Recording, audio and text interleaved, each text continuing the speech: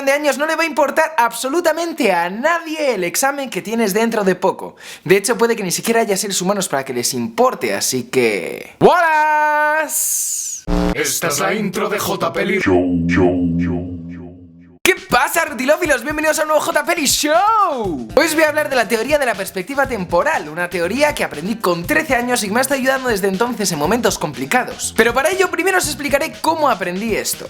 Cuando yo era pequeño a mis padres les gustaba tener vacaciones reales, y cuando digo vacaciones reales me refiero a unas vacaciones sin niños. Para ello me enviaban a mí y a mis hermanos a unos campamentos o a donde fuese, donde pudiese perdernos de vista durante unos 15 días o un mes al año. A mí ese tipo de cosas no me entusiasmaban especialmente porque yo siempre he sido un poquito antisocial, pero bueno, es lo que había y no quedaba otra. Los campamentos era algo que no me atraían mucho, pero a los 13 años esto cambió porque mis padres decidieron que era hora de aprender un tercer idioma. Así que decidieron mandarme a Francia, así, ¡hala! Sin más. Junto a mi hermana mayor, que por esa época tenía ella 15 años, yo 13, pues fuimos a un pueblecito del sur de Francia llamado Antibes. Y allí pasamos un verano donde teníamos clase en una academia por las mañanas para aprender francés y las tardes libres pues para ir por el pueblo, sociabilizarte, conocer mundo. Eso sí, en vez de quedarnos en una residencia o algo así, nos mandaron con familias francesas con las que quedarnos. Y bueno, la familia que me tocó a mí era una madre con un hijo de 22 años. Eso era toda la familia. Una madre mayor, 40 años o así, y un niño de 22, que para mí me parecía un adulto porque yo tenía 13, o sea, era un adulto también para mí. Y a mi hermana le tocó otra familia porque no querían que estuviésemos en la misma para hablar el menos español posible y que así practicásemos el francés. Bueno, practicásemos, yo no tenía prácticamente ni papa de francés, había dado un año en el colegio y se me había dado fatal, así que mi nivel era nulo, pésimo, era fatal. El caso es que la familia que me tocó a mí no hablaba ni papa de español y yo realmente tenía muchos problemas para comunicarme en francés y teníamos un problema claro de comunicación entre ambas partes. Al final, por suerte, consigamos comunicarnos medio por gestos, palabras sueltas y cosas de ese estilo. Y la verdad es que no sé si fue por esa razón, porque se dieron cuenta de que no había posibilidad de hablar bien conmigo y entendernos, o si era sencillamente porque era una familia bastante pasota, pero el caso es que la madre me dio unas llaves de la casa y me dijo: si estás para comer aquí comes, si estás para cenar cenas, si estás para dormir duermes y así sucesivamente. Y si no, pues hala, búscate la vida y diviértete. Y claro, para un chico de 13 años que tenía yo entonces, para mí eso era una libertad absoluta. De repente me sentía el rey del mundo, puedo hacer lo que quiera, cuando quiera, como quiera, sin hora de volver a casa. Eso solo podía significar una cosa: ¡fiesta! Así pues, el primer día que pasé allí, después de las clases, nos fuimos por el pueblo, etcétera, gente de la academia, y por la noche nos fuimos de fiesta a la playa. Y todo fue genial hasta que llegó el momento de que todo el mundo se iba para sus respectivas casas o para la residencia, donde muchos de ellos se hospedaban. Los de la residencia cogieron un autobús y todos los demás empezaron a andar hacia sus respectivas casas y yo pues empecé a andar hacia donde estaba la mía. Estamos hablando de un pueblo, pero aún así era un pueblo bastante grande, o sea, tenías que patear para llegar de un lado a otro. Pero yo por suerte siempre he tenido muy buena orientación, así que me orienté hacia donde tenía que ir y fui para allá hasta que después de ya bastante tiempo andando vi a lo lejos una antena de estas de telefonía o lo que sea, una antena muy alta que yo sabía que vivía justo debajo de esa antena. Me acuerdo que la casa estaba ahí y la antena pues unos metros más para allá, súper alta. Que no sé yo si eso sería sano para la familia o si daba radiaciones o no, pero bueno, no es la historia que estoy contando hoy. El caso es que en cuanto vi la antena dije: bien, mi orientación no me ha fallado, está ahí la antena, simplemente tengo que andar hacia ella, y eso hice. Seguí andando durante un buen rato hasta que de repente llegó un gran dilema. Y es que podía ver la antena delante mío, pero había dos calles, una que tiraba para la derecha, otra para la izquierda, y parecía que las dos se alejaban de la antena. Me puse a andar bastante tiempo durante una de las calles, pero vi que solo me alejaba de esa antena, y entonces volví a recorrer el camino recorrido y volví a irme por la otra a ver si era esa la que llegaba hasta allí, pero tampoco, ambas dos se separaban muchísimo. Así que al final me decidí por una de esas dos calles y empecé a andar y andar y andar, y lo único que conseguí es perderme y perderme y perderme. Cada vez estaba más y más lejos de la antena hasta que llegó un punto en el que ni siquiera sabía volver a deshacer el camino y me estaba completamente perdido. A las tantas de la mañana, en un país extranjero, sin hablar prácticamente el idioma, con 13 años. ¿Y qué es lo que hace un chaval de 13 años cuando está completamente perdido en una ciudad de un país extranjero que no conoce en absoluto, ni siquiera sabe hablar su idioma? Llorar.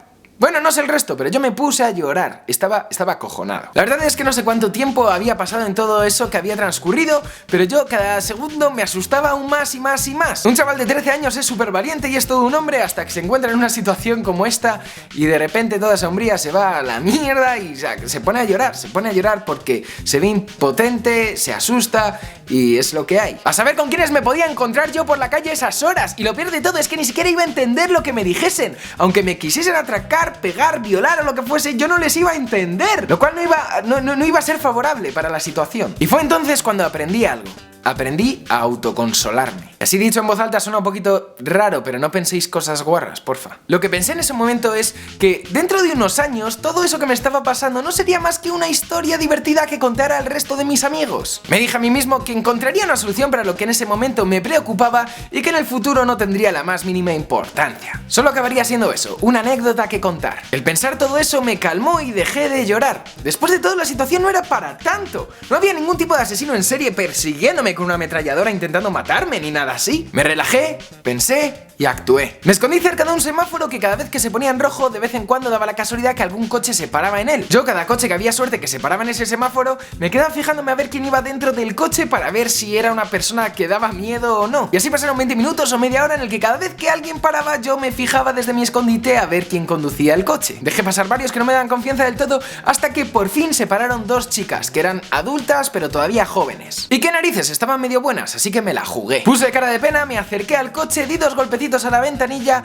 y dejé ver mis ojos medio llorosos. Las chicas al principio se asustaron más que yo. En cuanto di los golpes ellas se asustaron, yo puse mi cara de pena, ellas estaban asustadas. Al final medio bajaron la ventanilla un poquillo y cuando por fin me podían escuchar a través de la ventanilla abierta, pues les comenté en algún idioma extraño, por llamar de alguna forma a esa mezcla de francés con un poco de inglés, con un poco de español, con los que le conté mi historia. Bueno, no importa tanto el cómo, sino que al finalmente conseguí hacerles medio entender que yo estaba perdido, que no era de ese país y que tenía que llegar a la antena porque estaba ahí la familia que me estaba cogiendo. Esa antena que se veía allá a lo lejos. Mi cara debió ser bastante convincente porque al final las chicas como que confiaron en mí, aceptaron subirme al coche y llevarme hasta allí. O eso, sencillamente cuando me vieron dijeron: este niño no puede ser peligroso, es un niño. Me llevaron hasta allí, yo les di las gracias, me despedí de ellas, me metí en la casa y descubrí que todo el mundo estaba durmiendo, así que nada, me metí en mi cuarto y me fui a dormir. Al día siguiente se lo conté a mi hermana y desde entonces se lo he contado a bastantes personas y la verdad es que ninguna le ha dado nunca especialmente importancia a aquel día. Al ser una historia ajena a ellos, imagino que no sienten lo mismo que yo sentí en ese momento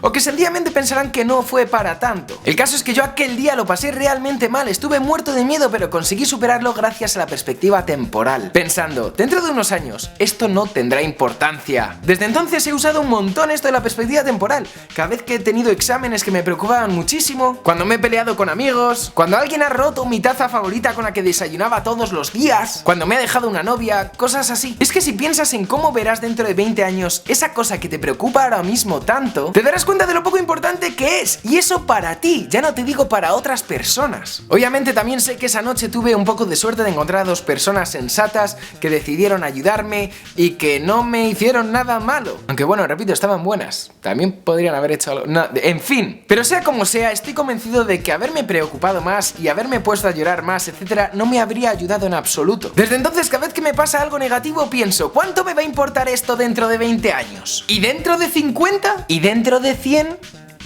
En la gran mayoría de los casos la respuesta es sencilla: absolutamente nada.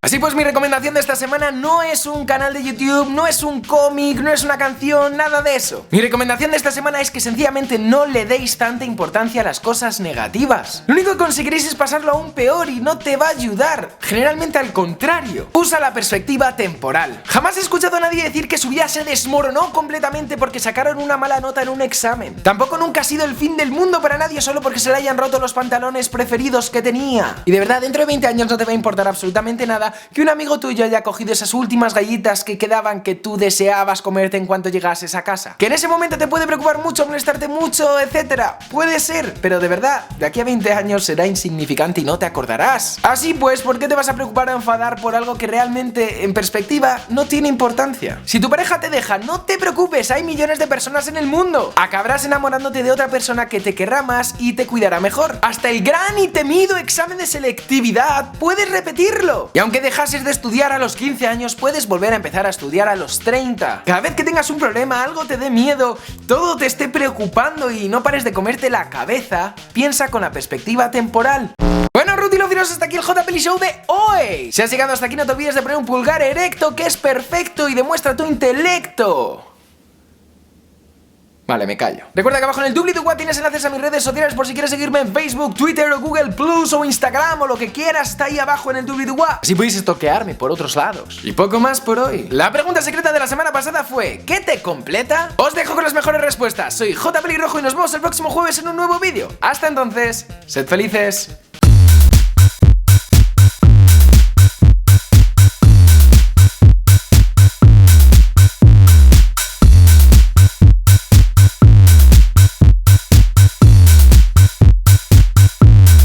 En serio, las chicas de aquel coche estaban muy bien.